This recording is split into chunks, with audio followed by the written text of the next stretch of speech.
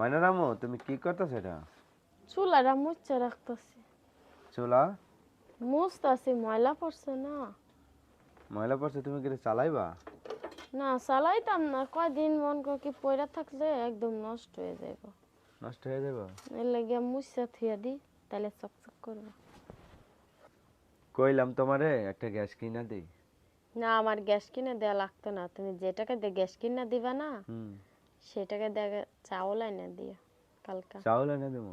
হ্যাঁ তো গ্যাস কেনার টাকা তো চাউল এনে দেবো। হ্যাঁ চাউল এনে দিবা, তো তোমার অনেকদিন ময়না খাইতে নিয়ে পারবো। রান্না বান্না করতে কষ্ট হয় না?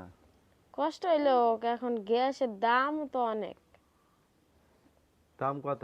একটা তুমি এক বেলা রান্না করবে, শুধু রাতের বেলা রান্না করবা, ঠিক আছে? তারপরেও দাম বেশি হয়ে যায়, আনা লাগতো না, আমি চুলাই রান্তাম। চুলায় যে তুমি আমার ময়না, ওই টাকা দিয়ে আমার চাউল এনে দিও কালকা। ওই টাকাতে চাউল এনে দেবো? হুম। আচ্ছা চাউল না এনে দেবো, কিন্তু ময়না নিয়ে তোমার রাঁধতে কষ্ট হয় না? না ময়না আমি চেয়ারের এই পর জন্যই বসাই বলছিলাম, রাখি না। বুঝছো, তো তোমার একটা গ্যাস কিনা দেই।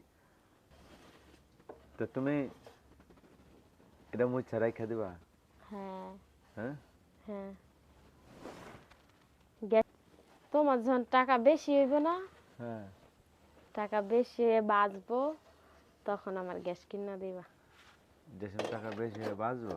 হ্যাঁ সংসারের খরচ মরচ সবকিছু কমপ্লিট হওয়ার পরে যে টাকাটা বাঁচবো হ্যাঁ। সেই টাকা দিয়ে মন কাকে গ্যাস কিনা দিবা। এর আগে পর্যন্ত লাড়কি দিয়ে রান্না করবা? লাড়কি দিয়ে রান্না করবো। হ্যাঁ। লাড়কি দিয়েই। তাহলে মুছা রাইখা, তাহলে রাইখা দিও এখানেই, হ্যাঁ? যদি এই হয় জায়গায় রাইখা আর ডেক্কা থুম। যদি টাকায় হয় তাহলে একটা গ্যাস আইনা দেবো আমি তোমার। হ্যাঁ হ্যাঁ। ভালো করে মুছা বস্তা দিন। এটা ভালো আছে তো চুলা? না তাও যে ভাঙ্গা গেছে। হ্যাঁ। ভাঙ্গা গেছে। ও। এমনি রাইখা কি পড়ছে।